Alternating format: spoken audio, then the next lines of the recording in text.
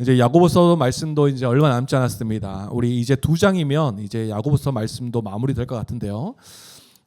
이런 시점 가운데에 이제 얼마 남지 않은 시점 가운데에 우리 스스로를 좀 점검하는 시간을 한번 가지면 좋겠어요. 나의 믿음의 참됨이 이 행함으로 잘 드러나고 있는가, 증명되고 있는가를 한번 우리가 잘 돌아볼 수 있기를 소망합니다. 단순히 우리가 야고보서 한 권을 뗀다는 것으로 만족하는 것이 아니라 우리가 한 권 한 권 뗄 때마다 우리가 하나님의 백성으로서 더 큰 책임감을 가져야 되겠죠. 우리가 안다는 건 그만큼 살아가야 되는데 알기만 알고 살아가지 않는다면 이 한 권 한 권을 떼는 것이 사실 좀 무의미한 그런 모습일 것입니다. 그래서 우리가 이것을 만족하는 것, 떼 나가는 것을 만족하지 않고 말씀대로 사는 것에 우리가 집중해서 우리가 계속해서 말씀을 듣기를 소망합니다. 지금까지 야고보서는 이 야고보가 믿음과 행함을 강조하고 있습니다. 믿음이 있다면 그 행함으로 반드시 드러나야 된다라고 말씀하고 있어요. 그래서 전체적인 내용을 봤을 때에 이 믿음과 행함에 있어서 그 첫 번째 걸음이 바로 차별하지 않는 것, 그리고 혀를 지혜롭게 잘 사용하는 것, 그리고 위로부터 난 지혜를 구하며 살아가는 것을 야고보는 말하고 있어요.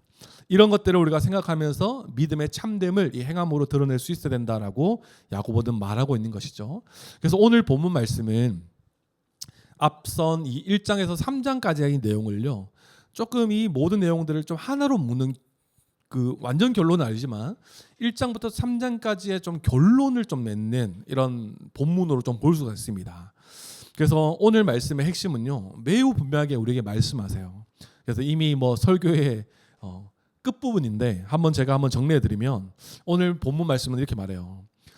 위로부터 난 지혜로 살아가지 않는 자들에게는 다툼이 있어요. 그죠? 다툼이 있고 다툼의 근원은 외부가 아니라 우리의 내부의 욕심에 있다라고 오늘 설교 본문은 말하고 있습니다. 그리고 그 내부의 욕심, 그 다툼의 모든 것에 해결할 수 있는 방법은요, 하나님 앞에서 겸손하게 살아가는 것이다라고 오늘 본문은 말하고 있어요. 그래서 우리 앞선 3장 후반절부터 계속 이어져 가고 있는 것이죠. 그래서 오늘 이 본문 말씀을 통해서 우리가 성도답게 이 말씀 안에서 살아가는 자들이 어떤 삶을 살아야 되는지를 우리가 한번 잘 살펴봤으면 좋겠습니다. 그래서 먼저 우리가 크게 세 부분으로 나눠봤으면 좋겠어요. 그래서 먼저는 1절부터 3절까지 내용을 한번 살펴봤으면 좋겠습니다. 1절부터 3절 말씀, 이 오늘 본문의 말씀을 좀 보면 3장 후반부를 받으면서 이야기하고 있죠. 3장의 주된 내용이 무엇이었습니까? 혀와 말에 대해 조심해라라는 것이었어요. 이 혀는 우리 지체 중에서 가장 작은 부분이지만 우리의 인생의 방향을 정하는 키와 같다라고 말씀합니다. 우리가 어떤 말을 하느냐, 어떤 언어를 쓰느냐, 어떤 방향성을 제시하고 선포하느냐에 따라서 우리 인생이 달라지는 것이죠. 또 작은 혀이지만 이 혀는 마치 작은 불과 같다라고 이야기합니다. 작은 불씨가 큰 산을 태우듯이 우리의 말 한마디가 사람을 살리기도 죽이기도 하는 이 영향력을 가지고 있다라고 3장은 말하고 있죠. 우리는 하나님의 은혜로 우리는 하나님 앞에서 하나님의 대리 통치자, 그러니까 하나님께서 부여하신 이 세상을 다스리는 그 복을 받은 자들이에요. 할렐루야. 그렇지만 성경은 뭐라고 설명하냐면 이 모든 동물과 세상을 다스릴 수 있는 그 하나님의 능력과 권위를 부여받았지만 혀는 능히 길들일 사람이 없다라고 설명해요. 그만큼 혀가 정말 우리의 신체, 우리의 이 지체 중에서 굉장히 작지만 정말 위험한 것일 수도 있다라고 말하고 있는 것이죠. 이 혀를 잘 다스리기 위해서 다스려서 잘 사용하기 위해서 또 성경은 뭐라고 설명합니까? 우리의 마음과 생각을요, 말씀의 진리, 이 복음을 알고 위로부터 난 지혜를 구해야지만 우리가 말을 지혜롭게 할 수 있다라고 야고보는 또 성경은 그렇게 설명하고 있습니다. 그렇게 성도된 우리들은요, 우리 가운데에, 우리의 마음 가운데에 하나님의 은혜로 가득 채워야지 우리가 적절하게 이 혀와 말을 사용할 수 있는 것이죠. 우리 가운데 세상적인 가치를 담았을 때 우리의 입술에는 뭐가 담깁니까? 세상적인 기준과 가치로 말하기 시작해요. 그러면서 오늘 본문에서도 말하겠지만 그러면서 다툼이 일어나고 싸움이 일어나고 오해가 생겨나는 거예요. 그렇지만 우리 가운데 하나님이 우리에게 주신 은혜와 사랑과 그 감격을 우리 가운데 가득 담는다면, 복음의 진리를 우리 가운데 가득 담다면, 입만 열면 찬양이 흘러나오고, 입만 열면 이 사람이 정말 구원받았으면 좋겠다라는 이 긍휼과 자비의 마음에 입술의 고백이 막 터져 나오는 것이죠. 그래서 우리가 정말 하나님을 찬양하는 입술의 고백 가득하기를 소망합니다. 그러기 위해서는 우리 마음 가운데에 하나님의 은혜로 가득 채워야 하는 거예요. 사람을 저주하는 말이 아니라 하나님 아버지를 찬양하는 입술의 고백이 가득 나타날 것이고, 한 샘에서 두 가지 맛의 물을 낼 수 없듯이 또 한 나무에서 두 가지의 열매를 맺을 수 없기 때문에 우리 마음 가운데 온전히 하나님의 그 은혜를 담은 그 삶으로 우리가 늘 찬양과 의의 열매가 나타나는 우리의 삶이 되길 소망합니다. 사랑하는 성도님들, 우리의 입술에는 찬양과 저주가 공존할 수가 없어요. 그리고 우리 가운데 의의 열매와 악한 열매가 동시에 맺어질 수 없다라는 것입니다. 우린 그리스도를 믿어 우리는 의의 열매를 맺으며 살아가는 자들, 하나님을 찬양하는 입술의 고백이 나타난 자들이 바로 우리라는 사실을 기억해서 우리의 마음에 계속해서 하나님께서 우리에게 허락하신 그 은혜를 계속해서 담아가는 우리 모두가 되기를 소망합니다. 그래서 이 말이 어디서부터 나왔냐, 이 말이 어디서부터 시작되냐 같이도 우리가 지난번 3장 후반절에 한번 나눴었죠. 이 말이 어디서부터 나옵니까? 우리의 마음으로부터 시작된다라는 거예요. 그래서 한 번씩 아무 생각 없이 말하는 사람도 잘 보면 그 사람이 어떤 가치관으로 살아가고 있느냐가 드러나는 거예요. 무의식적으로 그냥 툭 내뱉은 말이라도 그 사람 가운데 무엇인가 그 가치가 그 마음에 담겨져 있기 때문에 그렇게 말하고 툭 튀어나오는 거예요. 그래서 말은 우리의 마음으로부터 시작된다는 것입니다. 위로부터 난 지혜로 말하지 않는 자들은 땅의 것, 정욕의 것, 귀신의 것으로 이 마음속에 독한 시기와 다툼이 있어서 혼란과 모든 악한 일들을 만들어낸다라고 성경은 기록하고 있어요. 그래서 뭡니까? 우리 그 마음 가운데에 땅의 것, 하늘의 것이 아니라 땅의 것, 정욕의 것, 자기 자신을 위한 것, 그리고 악한 사단이 우리의 마음을 지배하는 그 모든 것으로 마음을 담아버리니까 그 입술에는 뭐예요? 독한 시기, 다툼, 혼란과 모든 악한 일들을 내뱉기 시작하는 것입니다. 그래서 이 말은 우리의 마음으로부터 시작된다는 것을 우리가 늘 기억할 수 있어야 돼요. 그래서 이게 3장의 내용이었어요. 그러면서 오늘 3장 내용을 이어받아서 야고보는 이렇게 다시 한번 우리에게 질문합니다. 뭐라고 질문합니까? 너희 중에 싸움이 어디로부터, 다툼이 어디로부터 나느냐. 그러니까 다툼과 싸움이 어디로부터 시작되느냐라고 말하고 있어요. 한번 생각해 보시죠. 우리의 삶 가운데 갈등이 생기거나 싸움이나 뭔가 불편한 이런 관계가 시작되면 그 원인을 어디서 찾습니까? 그 다른 사람에게 찾아요. 이 외부에서 찾는단 말이에요. 저 사람이 잘못했고, 저 사람이 잘 이해하지 못했고, 저 사람이 변하지 않았기 때문이고, 이 잘잘못을요, 이 모든 책임을 다른 사람에게 넘깁니다. 그러나 야고보는 전혀 다른 대답을 하고 있죠. 그 싸움과 다툼이 어디서부터 납니까? 너희 지체 중에서 싸우는 정욕으로부터 나는 것이 아니냐라고 말해요. 그러니까 무슨 말입니까? 이 모든 싸움은 외부가 아니라 너희의 내부에서부터 시작된다라고 설명하는 겁니다. 그리고 여기 나와 있죠. 지체 중에서라고 해요. 너희 지체 중에서 싸우는 정욕으로부터. 이 지체 중에서라는 말은 이 공동체라는 의미보다 우리의 몸을 이야기해요. 몸. 한 사람 안에 있는 신체와 기능 등을 의미하는 것을 말하고 있어요. 즉 무슨 말입니까? 우리 속에서 싸우는 정욕으로부터 싸움과 다툼이 일어난다라는 것입니다. 싸움과 다툼은요, 밖에서부터 시작되는 것이 아닙니다. 우리 안에서 시작되는 거예요. 우리 안에서 잘못된 생각과 잘못된 이해와 잘못된 그 가치관이 결국은 싸움과 다툼을 만들어낸다라는 거예요. 그래서 이렇게 설명해요. 정욕이라고 얘기해요. 정욕으로부터 나는 것이 아니냐. 무슨 말입니까? 이 싸움의 근원은요, 내 마음, 다시 말하면 내 욕심과 내 자존심과 내 뜻대로 되기를 원하는 마음, 내가 인정받고자 하는 그 욕망 등이 갈등과 싸움과 다툼을 만들어낸다라는 거예요. 그러니까 다시 돌아가는 거예요. 자기 중심성에서 시작되는 거예요. 그렇지 않습니까? 싸움이 왜 일어납니까? 그래서 요즘에는요, 그 제가 이제 또 무슨 알고리즘이 뜨는지 그 개 키우는 그 강용욱이 나와서 늑대이로 해서 자기 이 반려견 이렇게 솔루션 받는 뭐 이렇게 나오더라고요. 그래서 그것도 뜨고 또 이혼숙녀 캠프도 막 뜨고, 이혼숙녀 캠프는 최근에 안 봤는데 결국 막 싸우고 막 그 견주들이 막 강용이랑 막 또 막 대치하는 장면이 나와요. 솔루션을 하러 왔는데, 그러니까 자기 개를 너무 사랑하는 거죠. 이렇게 막 그런 것들. 그런 거 보면 결국 이 다툼과 이해되지 않는 갈등이라는 이유는 무엇이에요?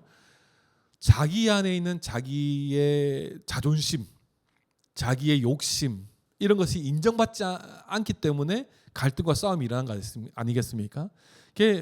이 싸움과 다툼은 결국 내 안에 있는 자기 중심성 때문에 다툼과 싸움이 일어난다라는 거예요. 교회 공동체 안에서도 이런 자기 중심적인 마음이 결국 어떤 결과를 만들어내겠습니까? 시기와 다툼으로 이어지는 거예요. 교회 안에 큰 불치병이 있다는 사실 아십니까? 교회 안에 큰 불치병 무엇입니까? 섭섭병이에요. 섭섭병. 이것이 모든 싸움과 다툼의 그 시작입니다. 목사님이 난 인사했는데 목사님 나를 한번 안 안아봐 주시네. 여기서부터 시작되는 거죠. 저 성도는 난 열심히 하는데 저 성도는 금요철야도 안 오네. 새벽기도도 안 오네. 나는 열심히 하는데 인정받지 못하네. 이런 섭섭함을 시작해서 어떻게 해야 돼요?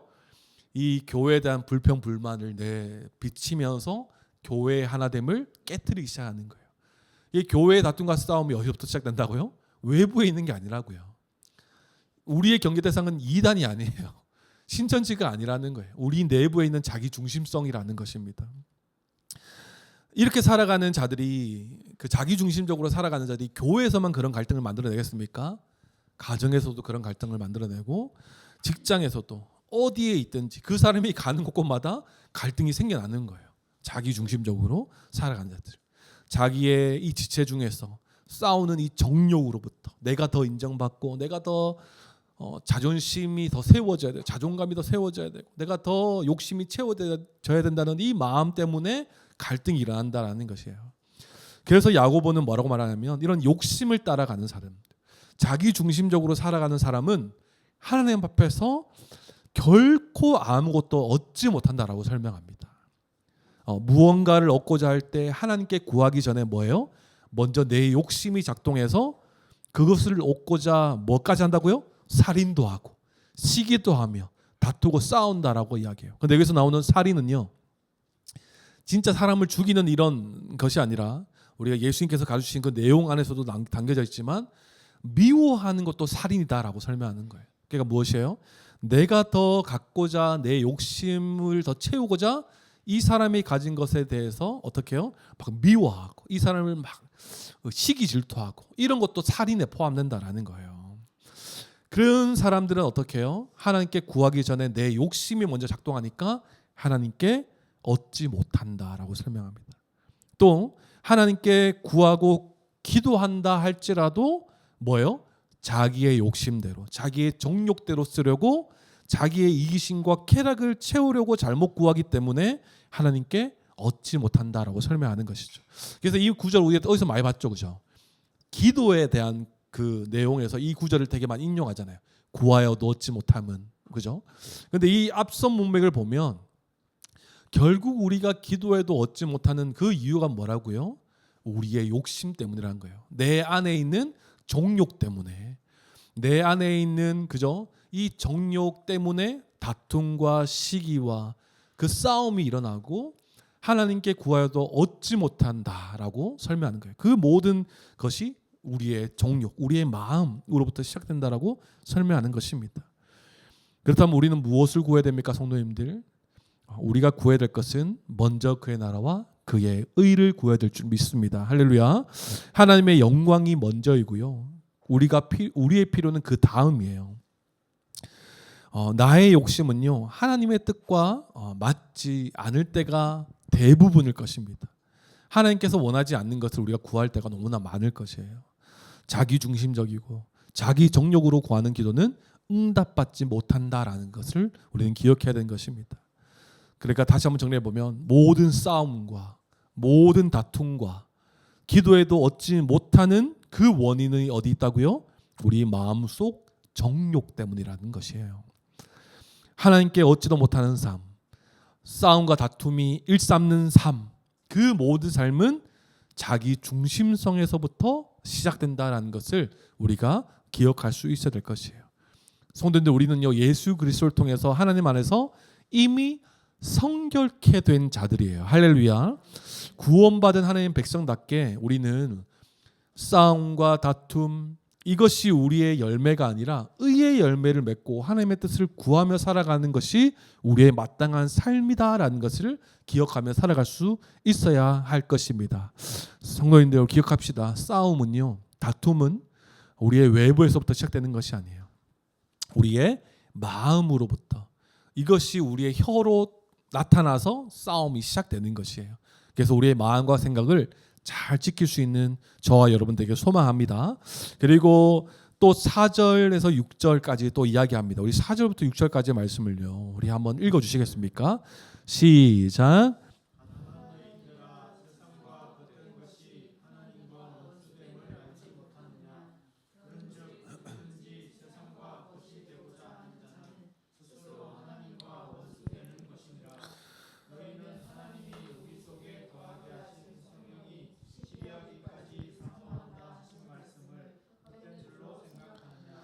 그러나 더욱 큰 은혜를 주시나니 그러므로 일렀을 때 하나님이 교만한 자를 물리치시고 겸손한 자에게 은혜를 주신다 하였느니라. 아멘. 이 욕심이 가득 차면 우리 가운데에 우리의 정욕이 우리의 마음 가운데 가득 차면 어떤 일이 벌어집니까? 세상과 벗하는 일들이 벌어진다라는 거예요. 세상과 친구가 되면 어떤 일이 벌어집니까? 하나님과 원수가 되는 결과를 맞이하게 되는 거예요. 그리고 보시면 이 앞선 이 다투고 싸우는 자들을 향해서 야고보가 뭐라고 얘기합니까? 가늠한 여인들아라고 이야기해요. 여인들에게만 말하는 것이 아니라 육체적 간음을 행하는, 하나님과 세상을 겸하여 사랑하는 모든 자들을 향해서 간음하는 여인으로 칭하면서 말하고 있는 것입니다. 이 말은요, 구약 시대의 우상 숭배에 빠진 이스라엘 백성들을 향해서 선지자들이 영적 간음을 행한 자들이다, 너희들은 영적 간음을 행한 자들이다라고 고발하는 이 선지자들과 같은 표현인 거예요. 그러니까 무슨 말입니까? 성도님들, 하나님 사랑하십니까? 아멘이시죠? 그런데 세상의 것도 우리는 정말 즐거워하면서 좋아해요. 이런 것들은 뭐라고요? 영적인 간음이라고 표현하는 거예요. 하나님을 사랑하는데 세상에 돌아가는 이치와 가치도 우리가 적절히 받아들이면서 그것을 우리가 따라 살아가는 것. 그러면서 하나님을 섬기고 따르는 것을 약간 이게 우선순위가 밀리겠죠, 그죠? 이런 것들을, 하나님을 따르는 것을 적당히 줄다리기 하는 이런 것들이요, 나는 하나님 사랑한다라고 말은 고백하지만 삶에서 그런 삶이 드러나지 않기 때문에 이것은 영적인 간음인 거예요. 하나님의 은혜를 경험하고 하나님을 사랑한다 말하지만 세상의 것을 더 사랑하고 우상을 숭배하는 것은 간음하는 것과 마찬가지다. 양다리 걸친 자로 자의 모습으로 용서받지 못한 태도와 모습이다라고 설명할 수 있어요. 이 세상에 벗된 것은 무엇입니까? 하나님보다 세상의 가치관에 우선순위를 두는 것을 말합니다. 그것을 더 사랑하는 것을 말해요.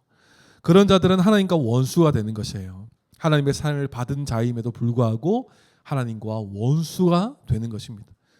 얼마나 안타깝습니까? 우리는 하나님과 원수된 자였어요. 그러나 하나님의 긍휼과 자비하심으로 우리는 구원받아 다시 한 번 더 하나님과 친구, 하나님과 가장 가까운 관계가 된 자들이에요. 할렐루야. 그런데 세상, 그것을 돌이켜 다시 세상과 벗하는 것은 다시 하나님과 원수되는 관계까지도 돌아가는 안타까운 모습으로 나아가는 거예요.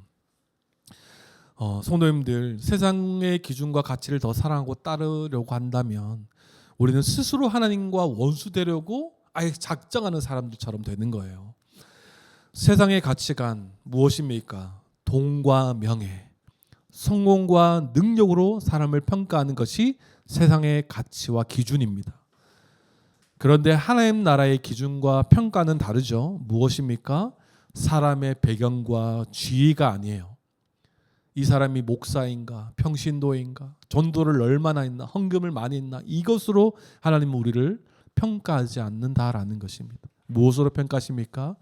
오직 그리스도로 옷 입고 있는가, 믿음으로 의를 얻었는가, 의롭다함을 허락하신 것, 그것으로 우리를 평가하신다라는 것이에요. 우리는 세상에 속하여 살지만 세상에 물들지 않고 오히려 구별된 삶으로 영향력 있게 살아가야 하는 것이 마땅할 것입니다. 하나님께서는 우리가 이렇게 세상의 것을 더 사랑하여서 원수가 되는 것을 원하지 않으세요. 그래서 뭐라고 설명합니까? 성경에서 하나님이 우리 속에 거하게 하신 성령이 시기하기까지 사모한다. 이 말 좀 어렵죠, 그죠? 무슨 말이냐? 하나님께서 우리가 세상과 하나님을 겸하여 사랑하는 것, 이것을 하나님께서 우리 속에 담아주신 성령님을 통해서 시기하신다, 질투하신다, 이렇게 말씀하시는 거예요. 이 십계명에도 담겨져 있는 내용이죠. 그 말씀을 인용해서 말씀하고 있는 거예요. 여기서 시기 질투는 무슨 의미입니까? 인간이 생각하는 이기적인 질투의 의미가 아니라 우리를 향하신 하나님의 거룩하고 열정적인 사랑을 의미하는 거예요. 우리를 향한 질투, 너 세상을 더 사랑해? 이게 아니라 하나님이 우리를 너무나 사랑하시는, 열정적으로 사랑하시는 그 의미가 하나님이 질투하신다라는 이 단어 안에 담겨져 있는 것이에요. 우리 안에 성령님을 허락하셔서 성령님을 우리 가운데 주신 이유가 무엇입니까? 주의 뜻을 알고 행할 수 있도록 성령님을 우리 가운데 보내주신 거예요. 그런데 하나님과 세상 사이에서 양다리를 걸치거나 세상을 더 사랑할 때 성령님께서 우리를 안타깝게 여기시면서 시기하신다라는 거예요. 질투가 무엇입니까? 안타깝게 여기시면서 우리를 온전히 소유하고 싶어 할 정도로 강력하게 우리를 사랑한다라는 의미가 담겨져 있는 것이에요. 그러니까 하나님의 질투, 하나님의 시기를 오해하지 말았으면 좋겠습니다. 우리의 인간적인 기준으로 이 질투를 이해하지 않았으면 좋겠어요. 우리를 향한 거룩하고 열정적인 사랑. 세상을 사랑할 때 성령님께서 이렇게 역사하신다라는 거예요. 안타깝게 여기시고 온전히 소유하고 싶어 할 정도로 우리를 사랑하신다라는 마음인 것입니다. 그래서 무엇이에요? 하나님은 이 부부 관계에서 배우자가 이 다른 사람을 사랑할 때 질투하시고 용납하지 않는 것처럼 자기 백성이 세상의 마음을 빼앗기는 것을 용납하지 않으신다라는 것이에요. 이러한 질투하시는 사랑의 말씀을 헛되이 생각하지 말고, 그러니까 하나님의 이 질투하시는 마음, 우리를 열정적으로 사랑하는 마음을 무시하지 마라라고 말하는 말씀, 이 구절이에요. 하나님 널 너무 사랑하신다. 그러니까 세상과 겸하여서 하나님과 원수되지 말고 양다리 걸치지 말고 하나님의 열정적인 사랑을 무시하지 말고 너희가 이 하나님의 사랑을 이해해서 하나님께로 마음을 돌이켜라 라고 말씀하고 있는 것이에요. 하나님은 죄인된 우리를 은혜로 구원하셨습니다. 믿으십니까? 우리는요 원래는 가늠한 신부예요. 하나님으로부터 나서 하나님의 모든 복관식을 누리며 살아갈 수 있는 자였지만 우리의 이 정욕으로 인하여서 자기 중심성으로 인해서 하나님을 완전히 거부하는 이 가늠한 신부와도 같았던 자들이 바로 우리예요. 이런 자는 마땅히 벌을 받고 엄중한 책임을 받아 버림받아 마땅한 것이 이 가늠한 신부의 모습 아니겠습니까?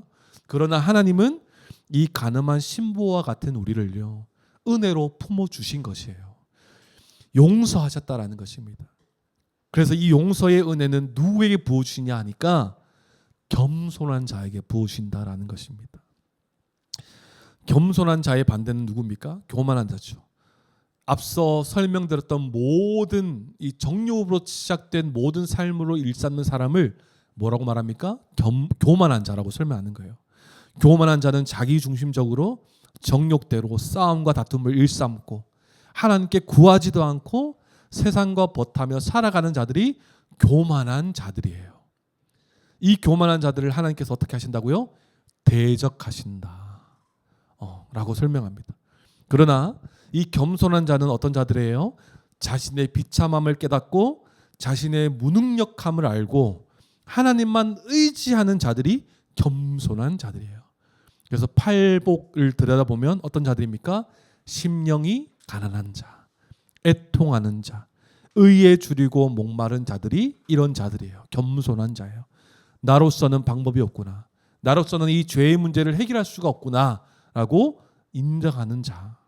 그런 자들이 하나님 앞에 그 용서의 은혜를 얻는다라고 설명합니다. 하나님 앞에서 자기의 죄성과 연약함을 알고 엎드리는 자에게 정욕을 이길 수 있는 더 큰 은혜를 허락하신다라고 본문은 설명하고 있어요. 그래서 오늘 본문에서 가장 중요한 말씀이 나오고 있습니다. 뭐라고 말합니까? 하나님은 교만한 자를 물리치시고 겸손한 자에게 은혜를 주신다라는 것입니다. 아멘. 야고보가 지금까지 말했던 모든 죄의 뿌리는 결국 교만이라는 것이에요. 한번 살펴볼까요? 1장에서는요. 말씀에 순종하지 않고 따르는 것, 그것은 교만이에요. 하나님의 말씀 없이도 살아갈 수 있다라고 말하는 것이에요. 2장에서 차별하는 것도 교만이죠. 내가 저들보다 더 낫다라고 생각하는 교만인 것입니다. 3장에서 함부로 말하는 것도 교만이죠. 자기의 정욕으로부터 시작된 이 교만인 거예요. 4장에서 이 다투는 것, 이것도 교만인 거예요. 내가 더 인정받으려 하는 말과 행동으로 드러나기 때문에. 세상을 사랑하는 것도 결국 하나님보다 자신을 더 사랑하는 교만인 것입니다. 아담과 하와도 성도님들 보십시오. 하나님처럼 되려고 하는 이 교만 때문에 하나님의 복된 나라에서 추방되었어요. 교만은 내가 하나님 자리에 앉으려는 그 마음 아닙니까? 내가 하나님이 앉아야 할 자리에 내가 앉아서 모든 것을 군림하고 내 뜻대로 내가 생각하는 대로 다 이루어져야 된다라고 생각하는 그 모습이 바로 교만인 거예요. 반대로 겸손은 어떤 모습입니까? 내가 하나님이 아님을 인정하는 것이 겸손이에요. 내 힘으로는 말씀대로 살 수 없음을 인정하고 하나님의 은혜를 구하는 사람이 겸손한 사람이라는 거예요. 이 죄의 문제를 해결할 수가 없고 말씀대로 살아갈 능력이 없고 내가 하나님의 그 영광을 입은 자로 내가 살아갈 수 있는 자격이 있나? 늘 이제 하나님께 묻는 자가 겸손한 자예요.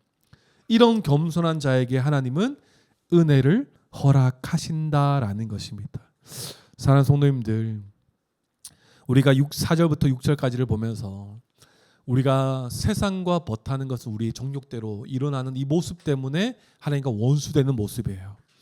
하지만 성도님들 기억합시다. 우리는 이미 변화된 자들이라는 것을 우리가 기억해서 우리가 정말 이 교만한 모습으로 살아가는 자들이 아니라 겸손하게 돼요. 겸손한 마음으로 하나님의 은혜를 입은 자답게 살아가는 저와 여러분 되기를 소망합니다.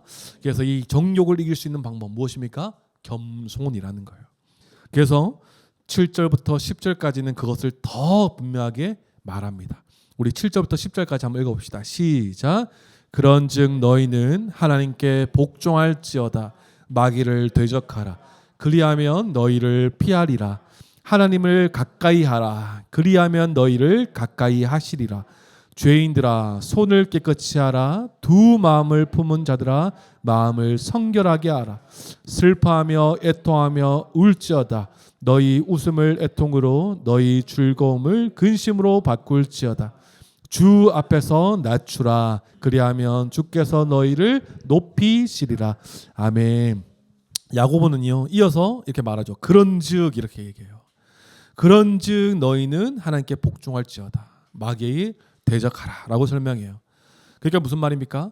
겸손한 자에게 은혜를 주시는 하나님을 알았다면 이 겸손을 통하여 하나님의 은혜를 받아 정욕을 이길 수 있는 힘을 주실 수 있는 분이 하나님이라는 것을 알았다면 그런즉 하나님께 복종해라. 이 겸손의 태도를 더 분명히 얘기하는 거예요.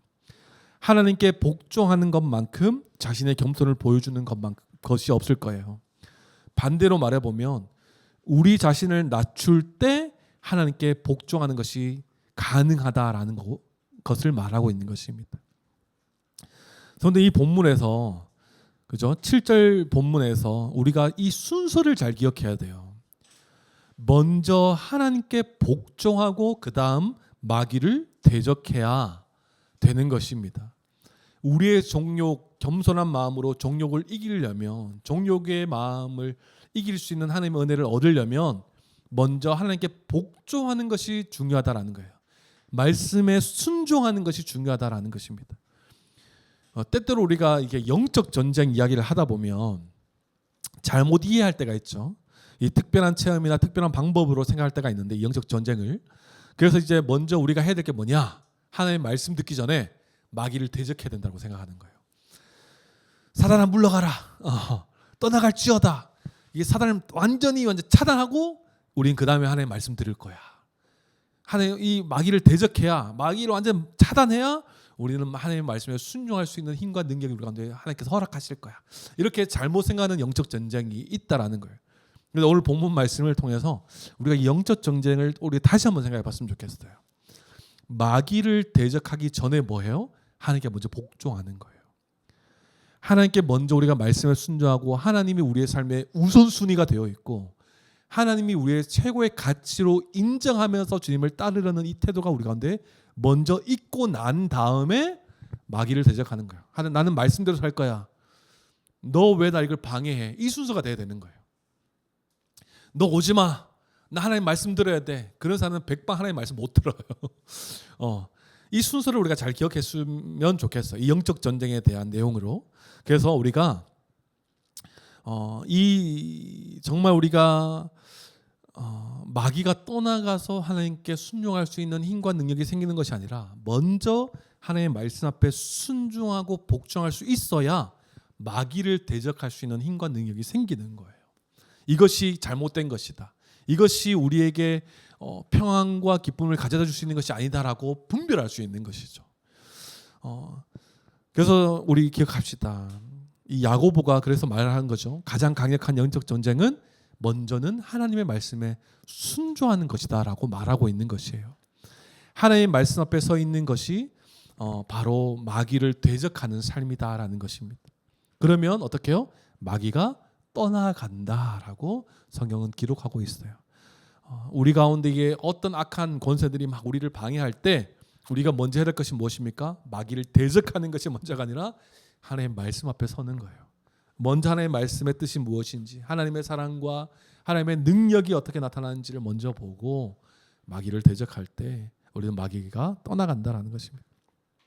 그래서 이 본문을 가지고 우리가 한번 잠깐 생각해 볼 묵상의 내용들이 있어요. 그렇다면 이 말씀 가운데에 우리가 어떻게 하나님 앞에서 성도답게 행동해야 되는가? 첫 번째로 생각해 보면 마귀를 대적하도록 하나님을 가까이 해야 된다라는 것이에요.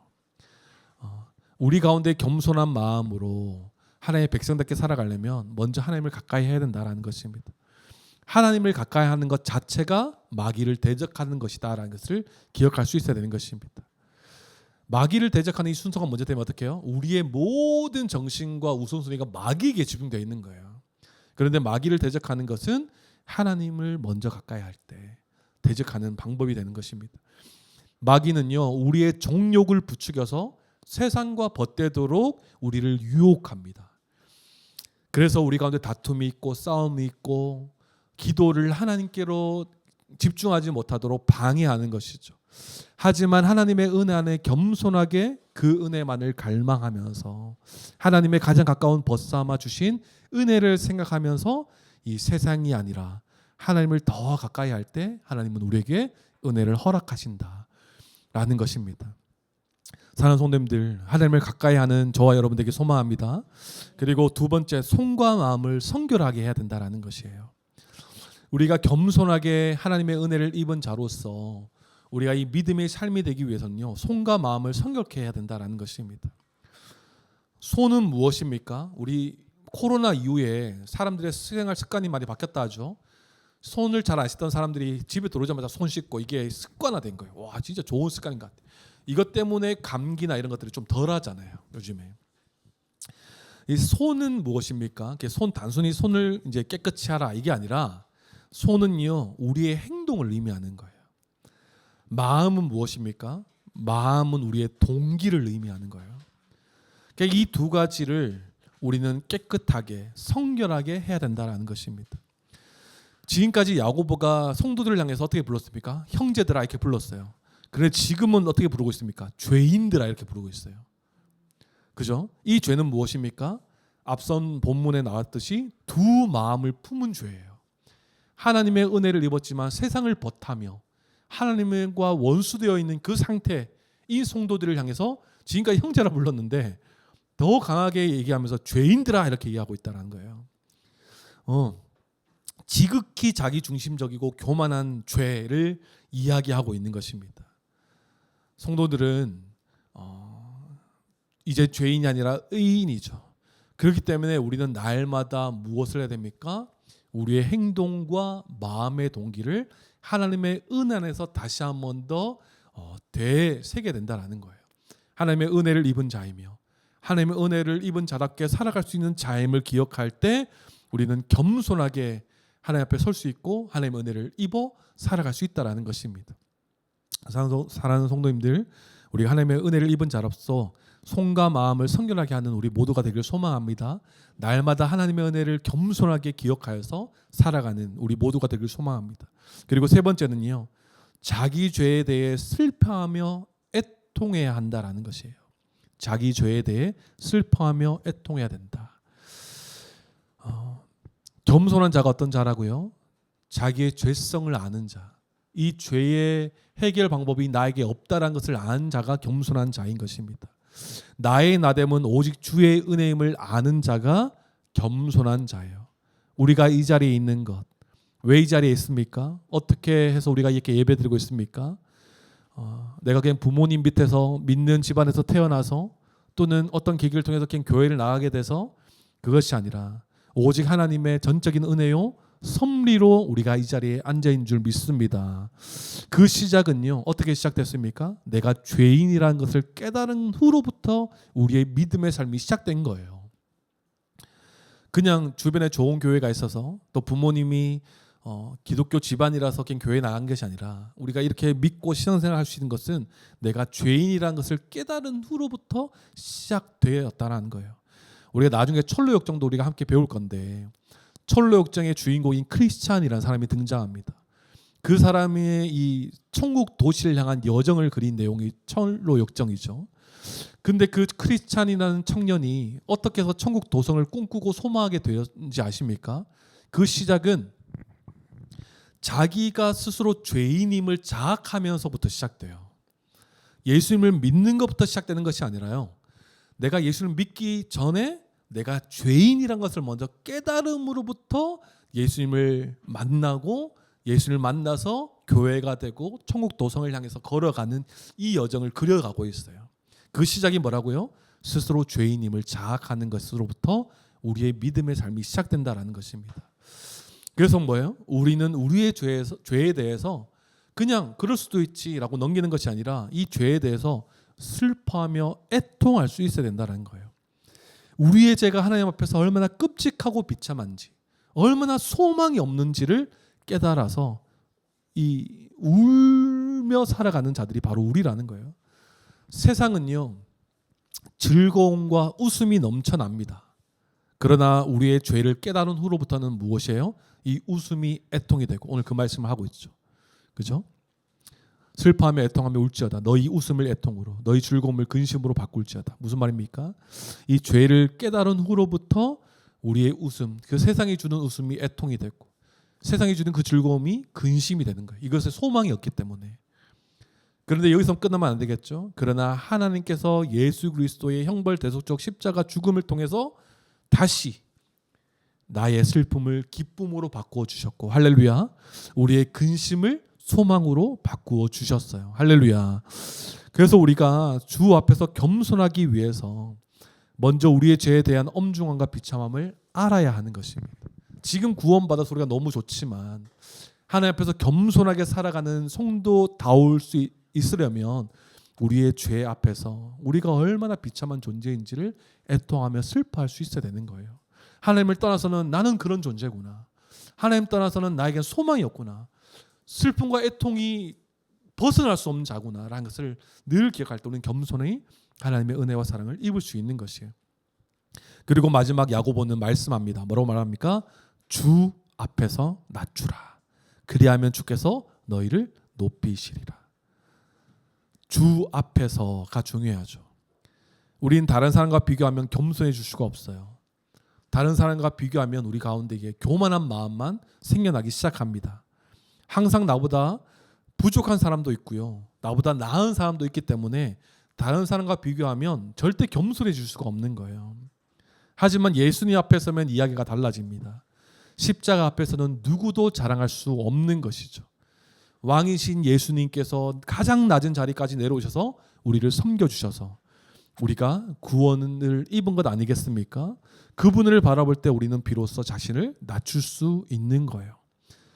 우리가 낮출 때에 결국 하나님 앞에서 겸손하게 슬퍼하며 애통하며 하나님 나로서는 자격이 없습니다. 나로서는 방법이 없습니다. 하나님 앞에 엎드리는 자에게 하나님은 은혜를 허락하여 주셔서 하나님께서 우리를 높이시고 성도답게 살아가게 하시고 하나님 나라의 그 영광의 소망을 허락하시는 거예요. 할렐루야. 그래서 우리가 하나님의 은혜를 잊고 하나님 앞에 우리가 높이시는 그 하나님의 은혜를 안다면 더 겸손하게 우리가 하나님을 섬기고 말씀에 복종하며 살아갈 수 있는 저와 여러분이 되기를 소망합니다. 우리가 믿음과 삶에 대해서 이야기할 때 우리의 마음을 잘 점검하는 우리가 되기를 소망해요. 다툼과 싸움, 하나님을 거부하며 세상을 벗삼는 것 어디로부터 시작된다고요? 우리의 정욕으로부터. 나의 자기 중심성에서 시작된다는 사실을 기억하고 이것은 교만의 마음이에요. 그래서 우리가 날마다 십자가 그 복음 앞에서 겸손하게 하나님 앞에 엎드리는 저와 여러분 되길 소망합니다. 그래서 짧게 묵상과 적용 그리고 마무리를 한번 해볼까 싶어요. 그래서 우리가 한번 묵상해 봅시다. 이 말씀 오늘 주시는 말씀을 통해서 한번 묵상하고 적용해 볼 때에 첫 번째로 다툼이 생길 때 먼저 내 마음을 살펴보기를 소망해요. 다툼과 싸움, 뭔가 분열이 있고 갈등이 생길 때 저 사람의 문제를 찾기보다 내 안에 어떤 욕심과 교만이 있지 않은가를 살펴볼 수 있는 저와 여러분 되길 소망해요. 그래서 그리고 두 번째, 기도의 중심을 바꾸자예요. 성도들 어떻게 기도하고 있습니까? 내 성공이나 욕심, 나의 만족을 위해서 하나님께 구하고 있습니까? 그것은 하나님께 얻지 못하는 정욕대로 구하는 잘못된 기도일 것이에요. 그렇다면 우리의 기도는 하나님의 영광, 하나님의 나라, 하나님의 뜻대로 살아가는 삶, 이것이 우리의 기도의 중심의 기도가 되어야 할 줄 믿습니다. 그때 하나님께서 모든 것을 더하여 주신다라고 말씀하시고 약속하세요. 하나님 나라와 의를 구하는 저와 여러분 되게 소망합니다. 그리고 세 번째, 세상의 가치보다 하나님의 가치관을 따르자예요. 세상은 돈과 능력, 지위 그것으로 사람을 평가합니다. 하지만 우리는 그런 것들로 사람을 평가한 자들이 아니죠. 정말 예수 그리스도 안에서 하나님의 형상대로 회복된 그 사람 자체를 존중하고 존귀히 여깁니다. 그래서 우리가 세상과 벼타지 않고 영적 간음을 행하는 자가 되지 말고 하나님 나라를 바라보며 하나님의 의로 살아가는 우리가 되기를 소망해요. 세상에 많은 가치관들이 있고 이 세상의 가치관들이 잘못해서 교회 안까지 들어오는 경향들도 있거든요. 하지만 이것들이 아니라 우리가 이 교회의 하나님의 그 나라의 가치관을 세상을 향해서 우리가 선포하고 드러내고 보여줄 수 있는 그런 삶을 살아갈 수 있는 저와 여러분들에게 소망합니다. 그래서 세상에서는 가치관이 뭐예요? 교만을 더 좋아해요. 세상에서는 자기를 과시하고 막 이렇게 드러내는 사람을 더 인정해 주잖아요. 이렇게 겸손한 사람들을 오히려 막 이렇게 뭐라 해야 되나요? 더 하찮게 취급해 버리잖아요. 그런데 하나님 나라의 가치는 전혀 반대를 이야기해요. 겸손한 자를 하나님께서 더 높이신다라고 설명합니다. 그래서 이 가치를 세상 가운데에 우리가 선포할 수 있는 저와 여러분 되게 소망합니다. 그리고 네 번째 적용점, 하나님께 복종하는 것이 영적 전쟁이다라는 거예요. 마귀를 대적하는 것은 특별한 외침이 아니에요. 사단아 물러가라, 떠나갈지어다. 그것이 아니라 마귀를 대적하는 것은 우리가 날마다 하나님의 말씀 앞에 서고 말씀에 순종하며 살아가는 것이 마귀를 대적하는 것이다라는 것을 기억해서 이 순서를 우리가 잘 기억했으면 좋겠어요. 하나님께 복종하는 것, 마귀를 대적하는 것. 이 순서가 바뀌면 마귀를 대적하고 힘 다 써서 하나님 말씀 볼 겨를도 없을 거예요. 그런데 우리 반대로 생각합시다. 하나님의 말씀이 우리의 삶의 기준이 되어서 마귀가 우리를 방해하는 것, 이것이 너는 정말 가짜다, 너는 하찮다라고 오히려 대적할 수 있는 그런 삶이 되어야 할 것입니다. 하나님께 복종하는 것이 영적 전쟁이다. 다섯 번째, 겸손은 다른 사람과 비교하지 않는 것이다 라는 거예요. 전도님들, 저 사람보다 내가 더 낫다가 아니라 주 앞에서 나 자신을 바라보는 참된 겸손을 가질 수 있는 저와 여러분 되길 소망합니다. 낮출 때 하나님께서 우리를 더 가까이 하신다라는 거예요. 낮출 때 하나님께서 우리를 더 높이신다라는 사실을 기억해서 날마다 겸손의 기준, 이것이 다른 사람과의 비교가 아니라 하나님 앞에서 우리가 어떤 자인지를 늘 보면서 이 겸손하게 살아갈 수 있는 우리의 삶이 되기를 소망합니다. 성도님들, 말씀을 마무리하겠습니다. 오늘 본문은 우리에게 분명히 말하고 있어요. 위로부터 난 지혜가 아니라 땅의 것, 정욕의 것, 귀신의 것으로 살아가는 자들의 삶에는요, 항상 다툼과 싸움이 있어요. 근데 그 다툼의 근원은 외부가 아니라 자신들의 내부의 욕심, 정욕에 있다라는 것입니다. 그 정욕대로 자기 중심적으로 살아가는 자들에게는 하나님 없는 삶을 살아가는 거예요. 그러니까 싸움과 다툼이 일어나고 구하여도 하나님께 구하지 아니하고, 하나님께 구해도 자기 정욕대로 쓰려고 잘못 구하기 때문에 하나님께 얻지 못하는 것입니다. 그 마음가운데는 하나님보다 자기가 더 우월하게 있는 교만함 때문에 그런 문제들이 일어나는 것이죠. 하지만 그 모든 문제를 해결할 수 있는 방법은 다른 것이 아니라 하나님 앞에서 겸손하게 자신을 낮추는 태도일 때 우리가 하나님 앞에서 하나님의 은혜로 살아갈 수 있는 자가 된다라는 것이에요. 우리가 하나님 앞에서 얼마나 비참한 죄인인지, 또 하나님 앞에서 얼마나 큰 은혜를 받은 자인지를 알고 낮추는 자가 될 때 하나님께서 우리를 성도답게, 교회답게, 하나님의 백성답게 우리 삶을 이끌어 주신다라는 것입니다. 겸손은요, 자신을 무가치하게 여기는 것이 아니에요. 하나님의 은혜 없이는 살 수 없는 존재임을 인정하는 것이 바로 겸손인 것입니다. 그렇기 때문에 하나님 앞에 엎드리는 사람에게 하나님은 더 큰 은혜를 허락하여 주신다라고 말씀하십니다. 우리의 모든 욕심과 교만을 다 내려놓고요, 하나님께 복종하며 회개와 겸손으로 살아가는, 그렇게 살아가 하나님의 백성이 되어져 가는, 백성으로 살아가는 저와 여러분의 삶이 되길 주님의 이름으로 축원합니다. 아멘. 기도하겠습니다.